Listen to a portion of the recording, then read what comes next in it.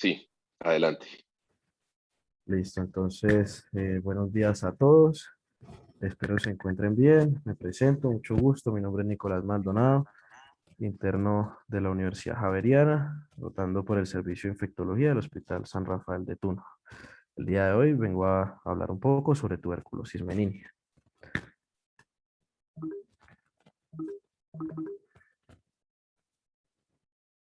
Listo, entonces, una pequeña definición. Básicamente se define como la diseminación y la infección por micobacteria o tuberculosis hacia las meninges y hacia el líquido cefalorraquídeo.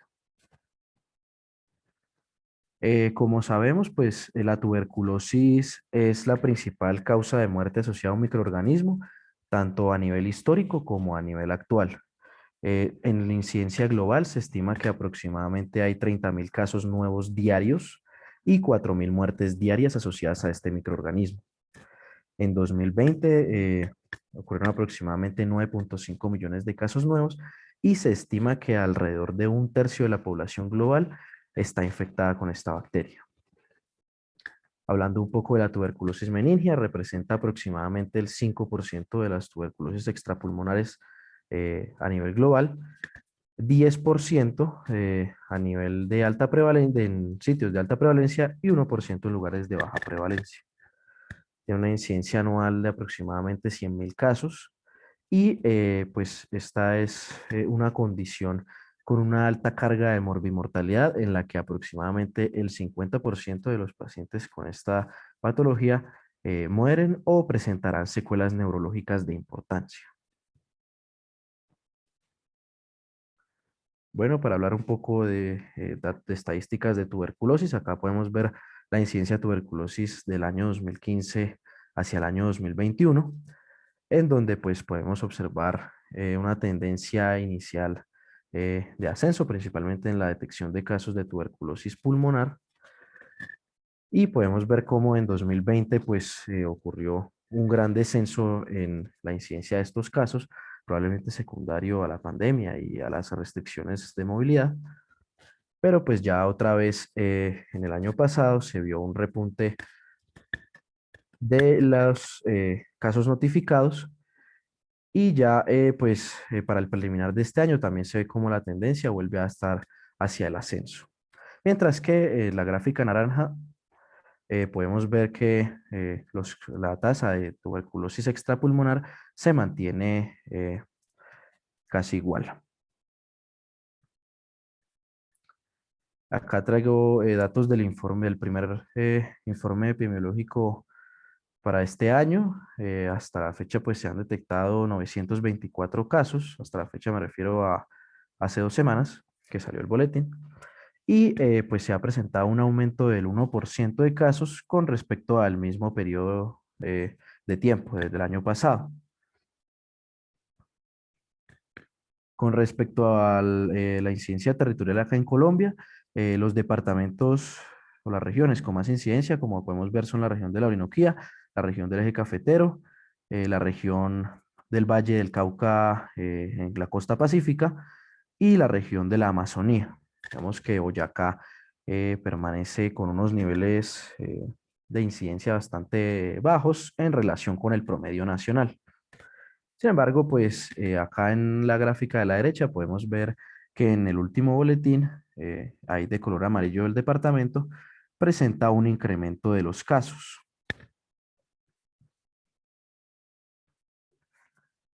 Con respecto a cómo se hace el diagnóstico se puede hacer por microbiología, con cultivo o con pruebas moleculares, por la clínica o por nexo epidemiológico. Acá en Colombia, aproximadamente el 80% de los casos de tuberculosis son diagnosticados por microbiología, el 19.5% por clínica y el 0.5% por nexo epidemiológico. Estas tasas se mantienen bastante similares a lo que es la detección de la tuberculosis meningia, llegando un poco más bajo al 70-75% por microbiología y aumentando un poco más la tasa de diagnósticos confirmados por clínica.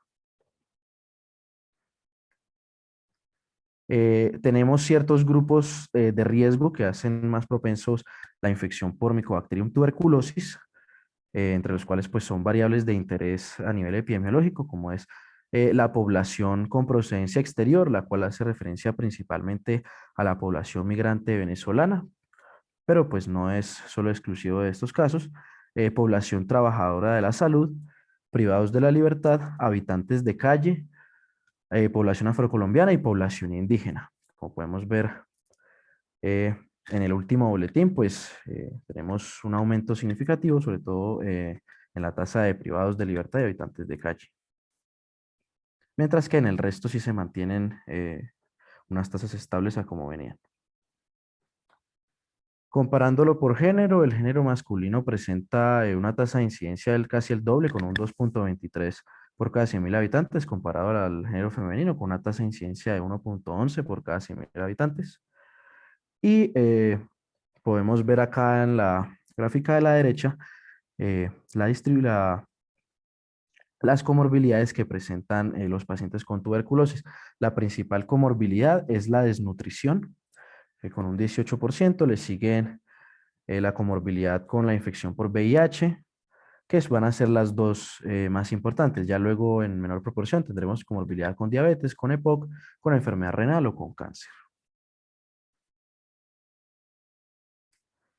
Por grupo etario, podemos ver que principalmente se concentra en la población de 25 a 34 años y de 65 o más años. Esto lo explicaremos más adelante, dada la fisiopatología de la tuberculosis. Y con respecto a la tuberculosis meningia, pues desafortunadamente no se tienen muchos datos a nivel de Colombia hablando de esta enfermedad, pero pues podemos ver que el 15% de la tuberculosis fueron extrapulmonares, dentro de los cuales el 15% se encontraron casos de tuberculosis meningia. A nivel de Boyacá, a nivel de tuberculosis meningia, logré encontrar un boletín para septiembre de 2021 en la cual se reportan los casos notificados de 2017 al corte de ese año, encontrando 6 casos en 2017, un aumento para 2019 con 9 casos y se ha mantenido estable estos últimos 2 años con 5 casos notificados. Entonces, ahora sí, para hablar ya de lo que es la patogénesis de la tuberculosis meningia, inicialmente tenemos una primoinfección, la cual se va a dar por vía respiratoria, sea por aerosoles o por gotas. Vamos a tener una respuesta inflamatoria inicial mediada por macrófagos alveolares, neutrófilos y células dendríticas, las cuales pues van a intentar generar una respuesta inflamatoria que se va a ver que pues no va a sobrepasar a la bacteria.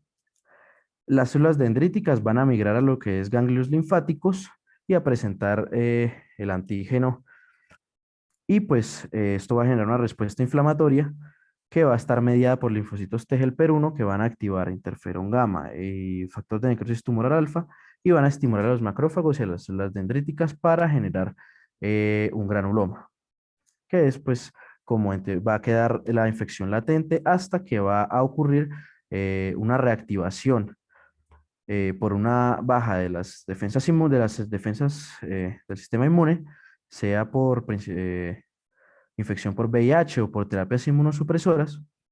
Va a ocurrir una diseminación hematógena, la cual se puede dar o cuando la bacteria se filtra por los ganglios linfáticos durante la primera infección, o una progresión de la infección que lleva a destrucción del tejido pulmonar y lleva a la diseminación hematógena. Acá en la gráfica B vamos a ver los mecanismos por los cuales la bacteria es capaz de migrar hacia a través de la barrera hematoencefálica.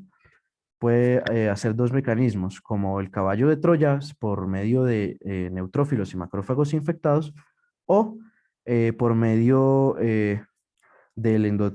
infectando el endotelio vascular cerebral, el cual pues va a estar dado por una adhesión, por una reacción entre una proteína que tiene el virus, se denomina PKND, y una interacción con la laminina del endotelio vascular de la barrera hematoencefálica. ¿Qué va a ocurrir entonces a nivel del sistema nervioso central? Vamos a tener una respuesta inmune mediada por la microglía principalmente, pero pues también va a ayudar lo que son los neutrófilos y los macrófagos infectados. Estos van a permitir la liberación de citoquinas inflamatorias que van a generar una disrupción de la barrera hematoencefálica, permitiendo el ingreso de células inflamatorias. Esto a su vez pues va a generar aumento del flujo de líquido y pues va a generar edema. A nivel del sistema nervioso central, esta reacción inflamatoria va a generar un desarrollo de unas lesiones tuberculosas o focos de Rich. Estas principalmente se van a desarrollar a nivel de meninges o a nivel subpial o subependimario. Y posteriormente va a haber una ruptura de estos focos, se va pues a librar el microorganismo hacia el espacio subaracnoideo y hacia el líquido cefalorraquídeo. Esto va a producir una infección granulomatosa y un proceso inflamatorio que va a estar mediado por linfocitos T. Uy.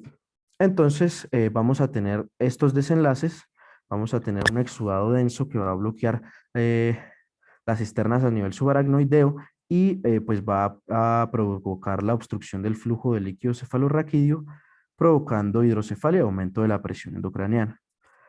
Va a generar vasculitis que va, tanto de pequeños como de grandes vasos, que va a conducir a cambios isquémicos, va a generar daño a nivel perineuronal y a nivel axial que va a provocar parálisis de pares craneales y en casos severos puede provocar compromiso directo del parénquima cerebral con focalización.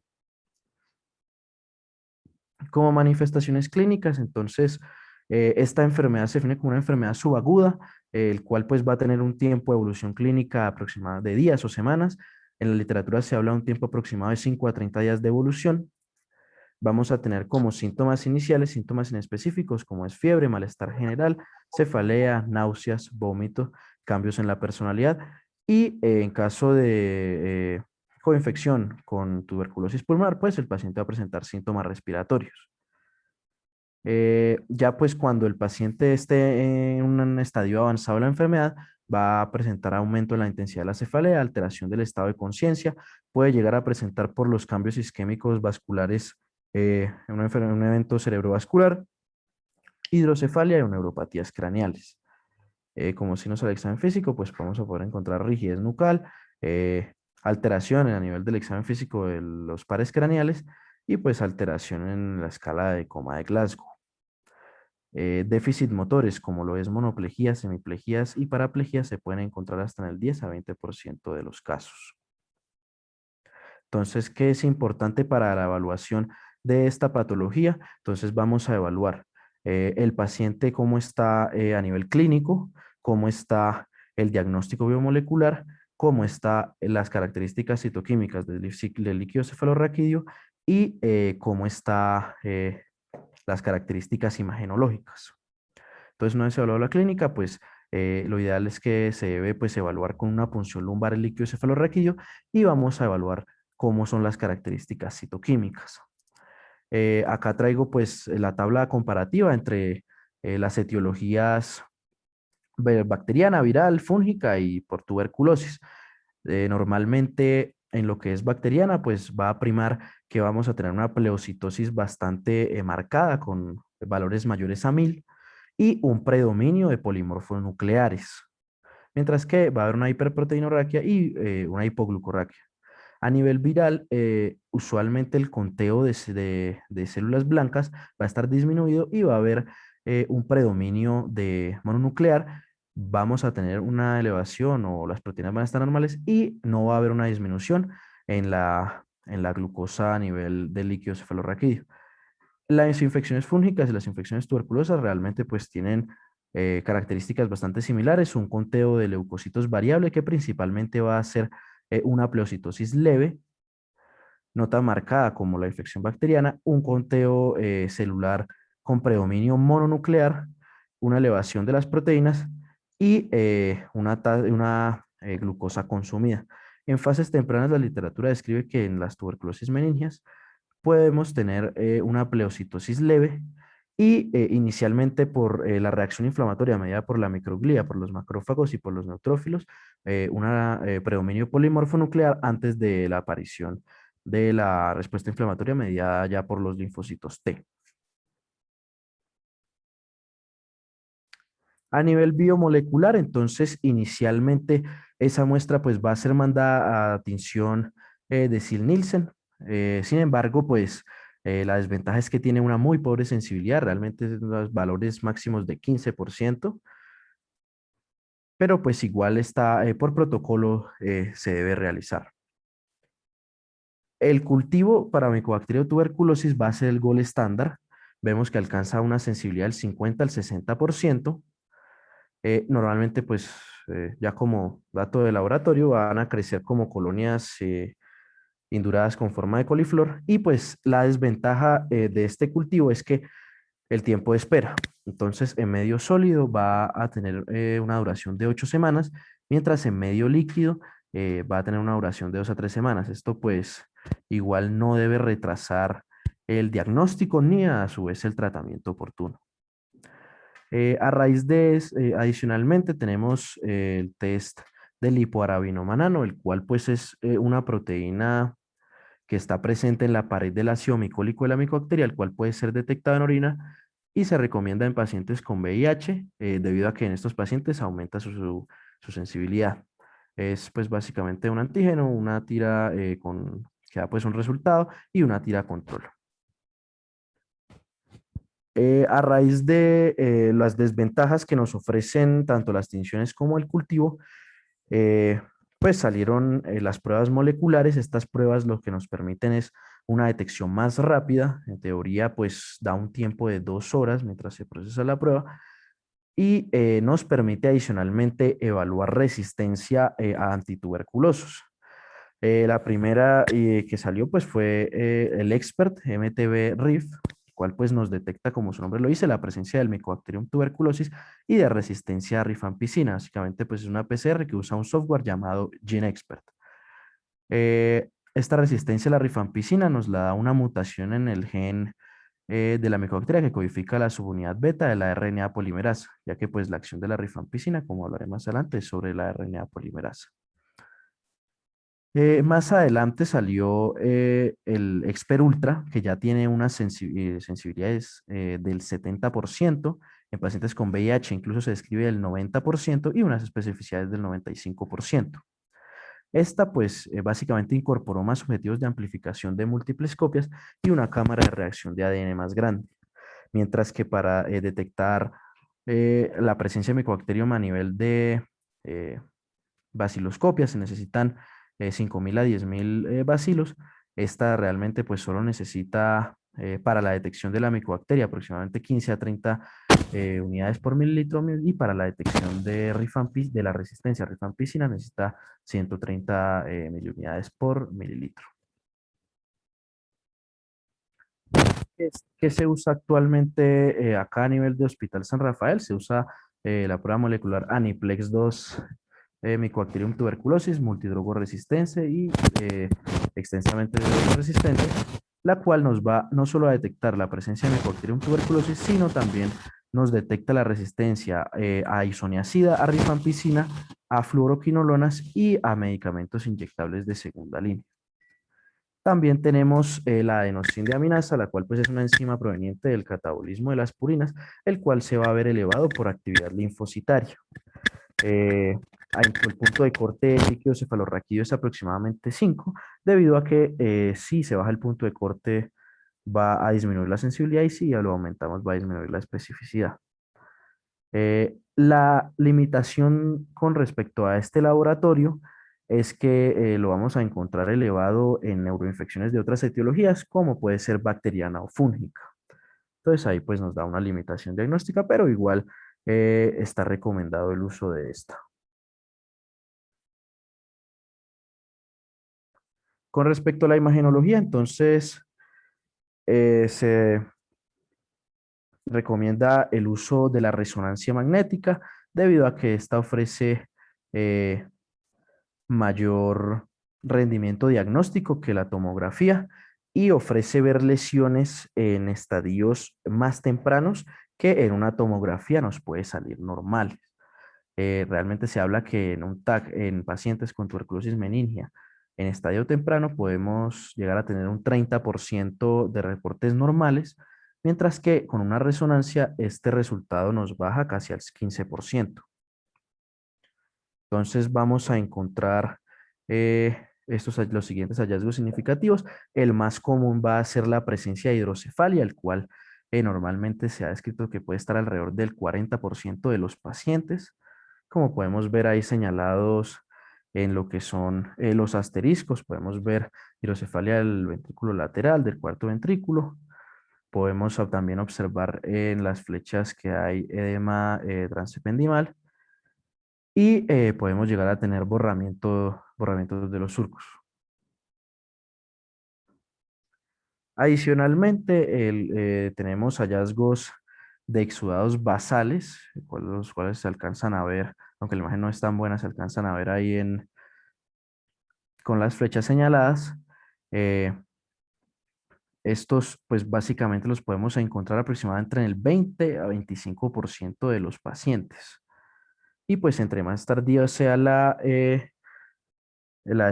más avanzada esté la enfermedad, pues vamos a tener más prevalencia de estos hallazgos.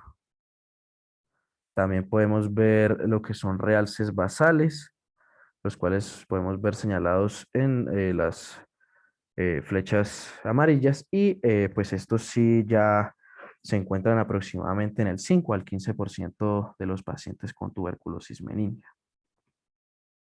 Acá en esta imagen les traigo cómo se ven lo que son los focos de Rich, los granulomas conteniendo inicialmente la micobacteria a nivel del sistema nervioso central. Entonces, para orientar un poco el diagnóstico, con el paso del tiempo, pues han salido dos escalas, la escala de Twice o Vietnam y la escala de Marais. Esta es la escala de Twice, salió en 2002 y pues la ventaja es que no necesitamos imágenes o no necesitamos resultados microbiológicos para realizarla. Entonces, nos mide los siguientes parámetros y pues nos va a dar los puntajes que podemos ver a la izquierda. Edad mayor o igual a 36, un conteo de leucocitos en sangre mayor o igual a 15.000, historia de enfermedad mayor o igual a 6 días, un conteo de leucocitos en líquido cefalorraquídeo mayor o igual a 900 y unos porcentajes de neutrófilos mayor o igual a 75. Esto pues nos va a configurar un puntaje, el cual el punto de corte va a ser 4. Si el puntaje es menor o igual a 4, entonces tenemos más sospecha de que se trate de una tuberculosis meningea. Mientras que si el puntaje es mayor a 4, podemos estar más enfocados hacia una tuberculosis de etiología bacteriana. Tenemos la escala de Marais, la cual salió en el año 2010. Esta nos incorpora más elementos, como lo es la imagenología y si el paciente tiene signos de tuberculosis fuera del sistema nervioso central. Entonces, en la categoría clínica, donde vamos a tener un puntaje máximo de 6, si la sintomatología es mayor de 5 días, si presenta síntomas sugestivos de tuberculosis, como es pérdida de peso, sudoración nocturna o tos persistente, si tiene una historia de contacto reciente con un individuo con tuberculosis pulmonar, o test de PPD o interferón gamma. Si el paciente tiene déficit neurológico, excluyendo parálisis de nervios de pares craneales, o si el paciente tiene parálisis de nervios craneales. A nivel de líquido cefalorraquídeo, la apariencia sí es clara, si tiene un conteo celular de 10 a 500 leucocitos, si tiene predominio mononuclear, si tiene una hiperproteinorraquia o si tiene una hipoglucorraquia. A nivel de imagen cerebral, si el paciente tiene hidrocefalia, realces basales, tuberculomas, infartos o hiperdensidades basales sin contraste. Y a nivel extraneuronal, si el paciente tiene una radiografía de tórax sugestiva de tuberculosis activa, si el paciente tiene una radiografía de tórax sugestiva de tuberculosis miliar, si el paciente tiene un TAG, una resonancia, una ecografía que evidencie tuberculosis por fuera del sistema nervioso central, o si tiene un resultado microbiológico de Mycobacterium tuberculosis por fuera del sistema nervioso central, en esputo, ganglio linfático, etc. Entonces, esto pues nos va a dar 4 categorías: definitivo, probable, posible o descartado. El definitivo es que tengamos el resultado microbiológico positivo, sea en tinción, sea en cultivo o sea en prueba molecular de líquido cefalorraquídeo. Si el probable es si el resultado de Marais nos da un puntaje mayor o igual a 12, si tenemos disponible las neuroimágenes, y si no las tenemos disponibles, un puntaje mayor o igual a 10. Y posible si tenemos un puntaje de 6 a 11, si tenemos disponibles la neuroimagen, o un puntaje de 6 a 9 si no las tenemos disponibles. Y no descartado, sí, pues tenemos un diagnóstico alternativo, o pues tenemos un puntaje menor a 6 que no es sugestivo. ¿Qué tenemos que solicitarle a estos pacientes? Tenemos que solicitarles inicialmente hemograma, función renal, electrolitos, debido a que los pacientes tienen un riesgo, de estos pacientes tienen un riesgo de hacer hiponatremias, debido al aumento, debido al riesgo de presentar síndrome de cerebro de pérdida de sal, o síndrome de inadecuada secreción de hormona antidiurética. Solicitarle función hepática, incluyendo albúmina, incluyendo tiempos de coagulación. Solicitarles una glucosa, debido a que estos pacientes también tienen riesgo de hacer hiperglicemia. Solicitarles VIH para evaluar si el paciente presenta coinfección. Solicitar RX de tórax o TACAR de tórax, o aciloscopias de esputo para evaluar si el paciente tiene tuberculosis pulmonar. Y en líquido cefalorraquídeo también solicitar para clínicos que nos ayuden a descartar otras etiologías. Entonces, antígeno de criptococo, tinta china, BDRL, gramicultivo para gérmenes comunes, cultivo para Mycobacterium tuberculosis y las pruebas moleculares para la micobacteria. Adicionalmente, siempre valoro otros focos de tuberculosis extrapulmonar, como lo puede ser las más frecuentes, como son pleural, ganglionar. Con respecto al manejo antituberculoso, entonces, a continuación traigo los lineamientos del protocolo contra tuberculosis. Inicialmente, pues se va a dar terapia antituberculosa con estos cuatro medicamentos: rifampicina, isoniazida, piracinamida y etambutol. Rifampicina con una dosis diaria de 10 miligramos kilogramo, isoniazida de 5 miligramos kilogramo diario, piracinamida 25 miligramos kilogramo diario y etambutol de 15 miligramos kilogramo diario. Entonces, la isoniazida, tenemos que su mecanismo de acción es que inhibe la síntesis de ácido micólico, activa la CAT-G, y la cual pues es una catalasa peroxidasa micobacteriana.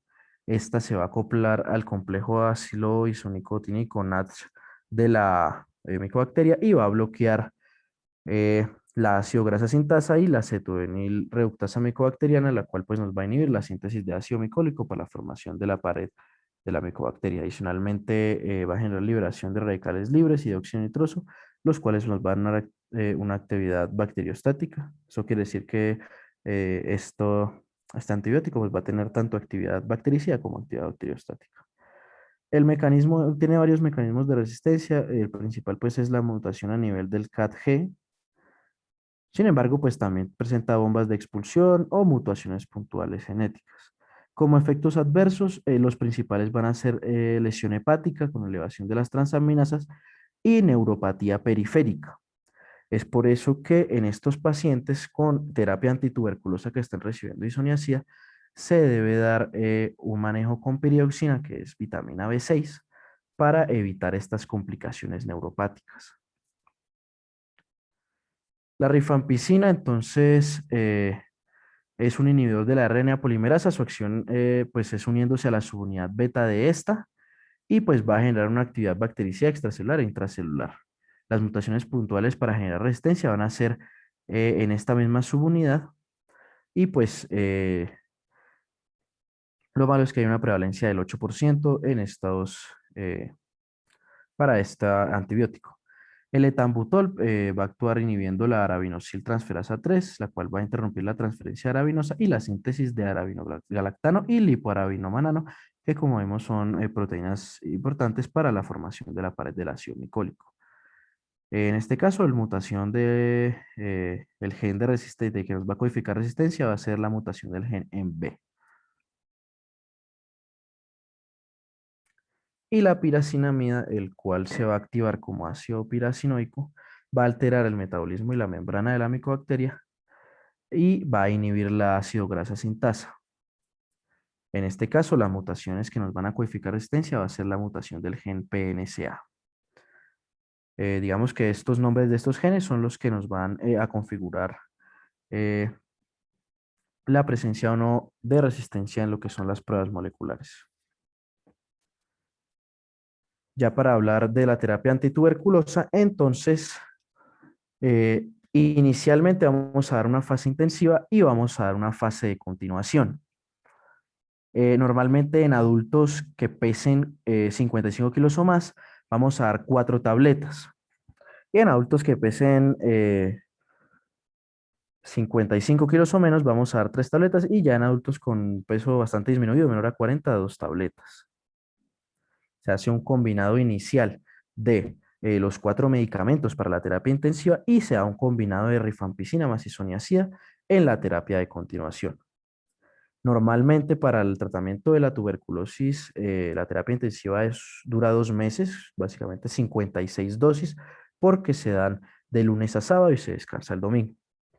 Y se continúan por 6 meses. Sin embargo, para ciertos casos específicos, como es la tuberculosis meningia, se debe ampliar el tratamiento de esta terapia de continuación hacia 10 meses. Eso quiere decir que en pacientes con tuberculosis meningia vamos a tener un tratamiento total, una duración de 12 meses,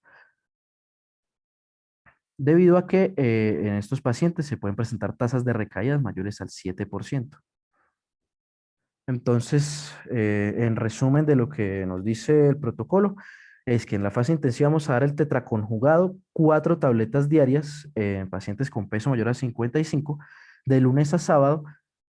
Eso quiere decir que en 2 meses daremos 56 dosis. Y se da una fase de continuación que se da el combinado entre rifampicina y isoniazida, 4 tabletas diarias de lunes a sábado por 280 dosis para un aproximado de 10 meses. Y se debe adicionar piridoxina 25 miligramos cada día para evitar las complicaciones de la neuropatía diabética. La piridoxina también se da de lunes a sábado. Eh, Esto en el caso de la tuberculosis farmacosensible. ¿Qué ocurre? Que también pues tenemos casos de tuberculosis farmacoresistente. Acá una pequeña definiciones de resistencia. Se habla de monoresistencia cuando hay resistencia a un antituberculoso de primera línea, es decir, de los 4 que ya mencionamos, a excepción de la rifampicina. Se habla de polirresistencia cuando se da a más de un antituberculoso de primera línea, a excepción de rifampicina e isoniazida a la vez. Se habla de TBRR o tuberculosis resistente a la rifampicina cuando solo tenemos la resistencia a la rifampicina. Tuberculosis multidrogo resistente cuando tenemos resistencia a isoniazida de rifampicina. Para efectos prácticos, la TBRR y la TBMDR se tratan igual. Y la TBXDR o con resistencia extensa, la cual nos va a presentar resistencia a fluoroquinolona e inyectables de segunda línea, que ya son fármacos para manejo de las dos anteriores resistencias. Cuando tengamos resistencia a isoniazida y no tengamos eh, la resistencia a la rifampicina, entonces va a depender de cuándo diagnostiquemos esa resistencia. Si es durante el primer mes, se debe añadir manejo con levofloxacina por 6 meses a partir de la detección de esta resistencia. Si es durante el segundo mes de la fase intensiva, entonces se continúa el esquema del tetraconjugado por 6 meses. Y si es durante ya la fase de continuación, entonces se recomienda nuevamente reiniciar el esquema con el tetraconjugado por 6 a 9 meses. Y luego pues se continúa la terapia, la fase de continuación, en este caso por 10 meses. Si tenemos tuberculosis multidrogoresistente o resistente a la rifampicina, entonces debemos cambiar el esquema ya para manejos de segunda línea. En la literatura pues se han descrito esquemas cortos y esquemas largos. Sin embargo, la presencia de tuberculosis meningia es una contraindicación absoluta para el esquema corto. Entonces debemos tratarlo con un esquema largo. Un esquema inicial de 6 meses de terapia intensiva y una terapia de continuación que va a durar de 12 a 14 meses dependiendo de la evolución clínica y microbiológica del paciente. Tenemos entonces estos cuatro fármacos, la levofloxacina, 1 gramo vía oral cada día, linezolid 600 miligramos vía oral cada día, bedaquilina 400 miligramos vía oral día por las primeras 2 semanas y se continúa a 200 miligramos 3 veces por semana. Este medicamento solo va a ser utilizado en la fase intensiva en los primeros 6 meses y la clofazimina 100 miligramos día. Si hay resistencia a las quinolonas, es decir, que tenemos un caso de tuberculosis XDR, entonces, pues debido a su resistencia, vamos a quitarme el tratamiento con levofloxacina, vamos a continuar los otros tres y vamos a añadir la cicloserina, 750 miligramos vía oral cada día. Con respecto al manejo con glucocorticoides, es ampliamente recomendado el uso debido a que en la literatura se habla de que tiene una disminución de la mortalidad con un risk ratio del 0,75. Están recomendados regímenes con dexametasona o con prednisolona, duración de aproximadamente 8 semanas con dexametasona, inicialmente las primeras 2 semanas de 0,3 a 0,4 miligramos kilogramo día, la siguiente semana de 0,2 miligramos kilogramo día, la siguiente semana de 0,1 miligramos kilogramo día y ya luego se escalona a 4 miligramos día y se va escalonando 1 miligramo día hasta completar 8 semanas. Con respecto a la prednisolona, se recomendó inicialmente una dosis de 0,5 miligramos kilogramo día con una dosis máxima de 40 miligramos día por 4 semanas y se va disminuyendo progresivamente la dosis por las siguientes 4 semanas. Normalmente se disminuye de a 10 miligramos por día por semana.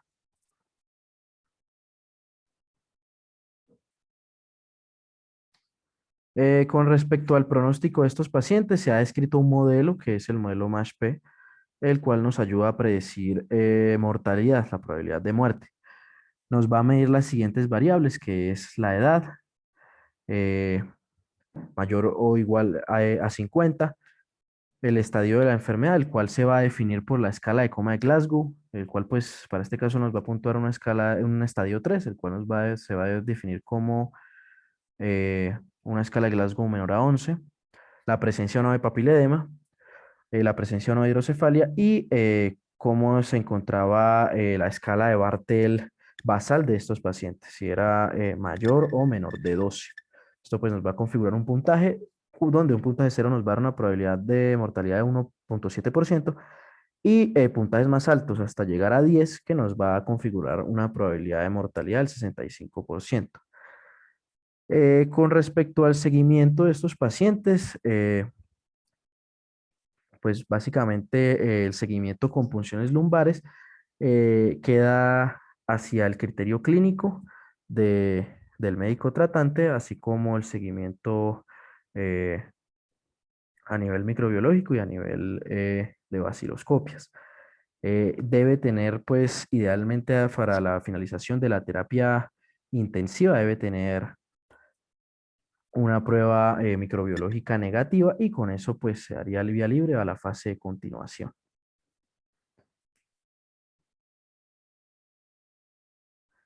Con respecto a las conclusiones, pues la tuberculosis es una enfermedad endémica en Colombia. La tuberculosis meningia, pues es una enfermedad con una carga de morbimortalidad elevada. Pues es una enfermedad subaguda que puede pasar desapercibida y que requiere un buen ojo clínico. Tenemos que evaluar siempre características clínicas, imagenológicas, microbiológicas y citoquímicas del líquido cefalorraquídeo para llegar a un diagnóstico adecuado. Sin embargo, pues los tiempos de espera, principalmente de lo que es cultivo, no deben retrasar el inicio empírico de la terapia antituberculosa. Siempre tener en cuenta que el manejo antituberculoso va a salvar la vida de estos pacientes debido a la alta carga de morbimortalidad. Siempre adicionar pidioxina para evitar los efectos adversos de la isoniazida a nivel neuropático y adicionar corticoide debido pues a su eh, a su disminución en la tasa de mortalidad ya demostrada por la literatura. Y pues acá las referencias bibliográficas y pues agradecer a todos los presentes, agradecer al doctor Bustos y a la doctora Márquez por hacer posible estos espacios de aprendizaje. Muchas gracias. Nicolás, muchísimas gracias, muy bien preparado. Eh, aceptó el reto de procurar ceñirse a los 30 minutos, pero pues es que hablar de esta guía de TBC y no deja de ser denso. Bueno, empezamos las preguntas para la doctora Adriana.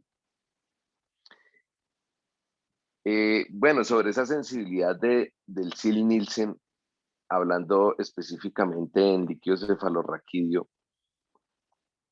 la guía colombiana exige que le hagamos en TBC el Sil-Nielsen porque en realidad pues nos habíamos acostumbrado a que pues eso sí, esa prueba en nuestro hospital ha salido históricamente negativa y casi que no la estamos pidiendo. ¿Usted qué postura tiene sobre todas las herramientas que podemos usar complementarias? Bien, buenos días. Muchas gracias a Nicolás por la presentación. La sensibilidad es variable. La sensibilidad es variable y lo que determina la sensibilidad de la vaciloscopia en líquido cefalorraquídeo es el volumen del líquido cefalorraquídeo.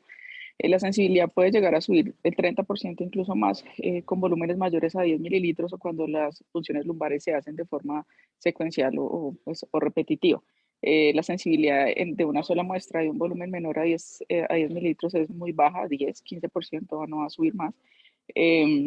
Sin embargo, digamos que en nuestro medio todavía la posibilidad de que esta salga positiva, o sea, digamos de tener una positividad, sería la positividad más temprana que tendríamos porque el tiempo de respuesta a una prueba molecular que es la elección estaría mínimo a 48 horas e incluso más tiempo. Entonces, digamos, puede ser discutible pedirla o no tiene que ser obligatorio la solicitud, digamos, por su baja sensibilidad, pero todavía se recomienda dado el impacto que tendría una positividad de esta muestra. Y lo que se recomienda es que se haga sobre volúmenes de mínimo 10 mililitros en este caso. Entonces, sin olvidar que obviamente lo que pretendemos actualmente es hacer un diagnóstico molecular rápido en estos pacientes. Sin embargo, el diagnóstico molecular tampoco va a estar muchas veces en menos de 48 horas, por lo que vamos a acudir a escalas clínicas o al criterio clínico para definir el inicio de tratamiento antituberculoso, porque si digamos que tuberculosis es la enfermedad infecciosa que mayor mortalidad genera por encima de las enfermedades producidas por gérmenes multiresistentes. En este caso, la tuberculosis meningia es quizá digamos, el tipo de foco de tuberculosis que más genera mortalidad en caso de retrasar el tratamiento.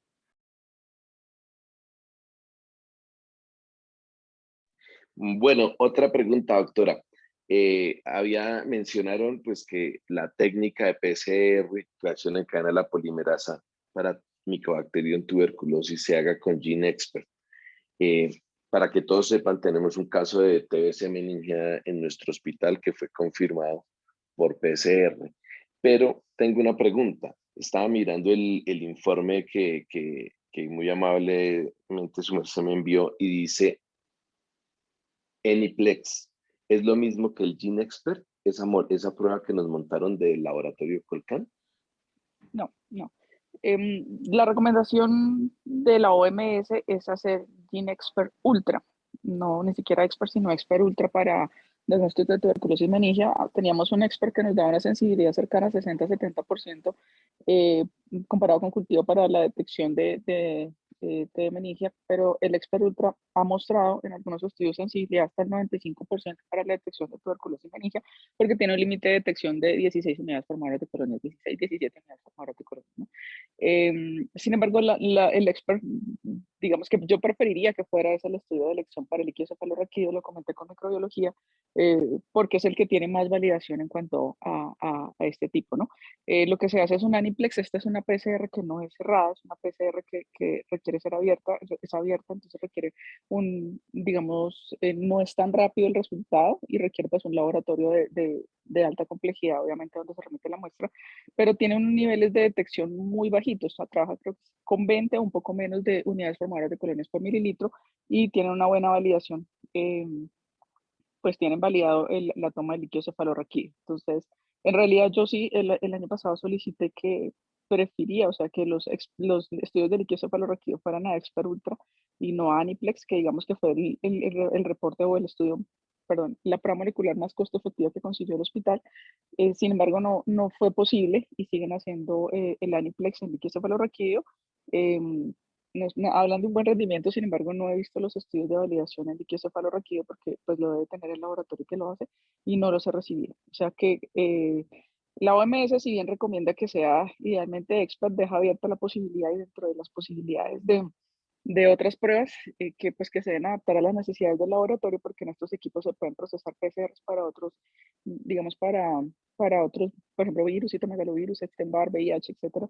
Entonces, se deja abierta la posibilidad y si está nombrada dentro de las pruebas que ya vienen en estudio, que ya empiezan a ser avaladas por la OMS.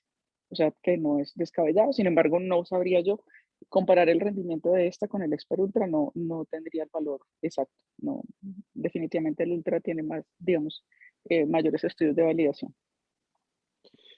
Ah, bueno, buen dato porque me voy a unir a sus peticiones, porque pues no deja de ser complejo tomar decisiones, más cuando pues ya con el paso del tiempo uno va viendo casos que solo ante la perseverancia de la duda diagnóstica del grupo de especialistas llegamos. Hemos tenido pacientes que con otro tipo de PCR, o sea, no GeneXpert, pues hasta la tercera PCR que le hacemos, o sea, 3 funciones lumbares, en la tercera es que logramos confirmar la tuberculosis, o sea, si uno no tiene una alta sospecha diagnóstica, pues no logra llegar a eso. Y la doctora Adriana lo acaba de mencionar, que total la sensibilidad de la reacción en cadena de la polimerasa, pues en el mejor de los casos nos llega al 70%, o sea, queda un 30% donde hay que tener esa sutileza de revisar el diagnóstico, pero obviamente también se nos empiezan a cruzar otras etiologías infrecuentes. Doctora, tenemos pirioxina en el hospital para hacer la suplencia que nos recomienda como parte del tratamiento, que ya me hicieron doler el alma porque habitualmente yo había olvidado adicionar la pirioxina de 25 miligramos. Sí, sí la tenemos. Lo usual es que sí la tenemos disponible para entrega de los pacientes. Utilizamos 50 miligramos en personas que no tienen diabetes y aumentamos a 100 miligramos en personas que tienen diabetes por el mayor riesgo que presentan, digamos, efectos de toxicidad asociados a isoniazida. Quisiera decir de pronto que en cuanto al tratamiento, los antituberculosos, digamos que tenemos esa combinación de antituberculosos combinados en una sola tableta. Los medicamentos que para nosotros son más importantes en la tuberculosis meningia son la rifampicina y quizá más, o tal vez la isoniazida. La isoniazida tiene una adecuada y muy alta penetración al sistema nervioso central. La rifampicina, digamos, también penetra, pero pues digamos, la isoniazida nos duele mucho perder este medicamento en tuberculosis cuando son resistentes, pero de ahí también la importancia de que la resistencia es un problema latente y que no solamente debemos hacer un diagnóstico, tratar de llegar a un diagnóstico microbiológico, sino a pruebas de sensibilidad siquiera a rifampicina y isoniazida, que son los fármacos, pues, digamos, los principales fármacos para tuberculosis, y pues, le digo la importancia de la isoniazida en el sistema nervioso central, ¿listo? Ya sabemos que Tambutol pues no tiene una muy buena penetración al sistema nervioso central y pues más lo usamos con o como cuarto fármaco por si alguno de los otros tres, sobre todo la hiperacinamida no es activa, pero pues no tiene adecuada penetración. Y en tuberculosis fármaco-resistente, si bien cortamos con nuevos medicamentos y aparece el de la manía y la bedaquilina como opciones de tratamiento para tuberculosis resistente. En estas parece que la penetración al sistema nervioso central también es limitada, obviamente depende del edema pues del estado de inflamación que se encuentre, pero utilizamos moléculas como por ejemplo el inesolid, las quinolonas que penetran muy bien al sistema nervioso central y a veces pues también nos ayudamos de la cicloserina y en esos casos, a pesar de que el esquema no está la isoniazida, tratamos de valorar la sensibilidad y si solamente resistencia a rifampicina y le damos isoniazida, si no se ha perdido la isoniazida en ese caso, porque digamos es un medicamento que digamos es que nunca lo queremos perder en tuberculosis meningia. Es importante también, entonces siempre no solo diagnóstico, sino sensibilidad pues, para evaluar el tratamiento pues, de estas personas.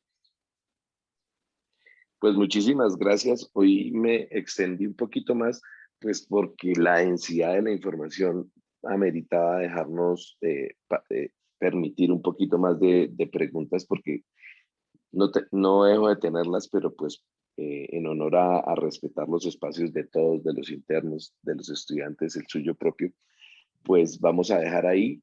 Muchísimas gracias. Como todo le digo, hemos aprendido mucho durante estas reuniones de neuroinfectología. Los pacientes son los beneficiados y pues gracias a todos por tener el tiempo y la voluntad de conectarse. Una vez más, Nicolás, muchísimas gracias, muy bien preparado. Y luego en un tinto termino de hacer las preguntas. Gracias. Muchas gracias a todos, que tengan un buen día.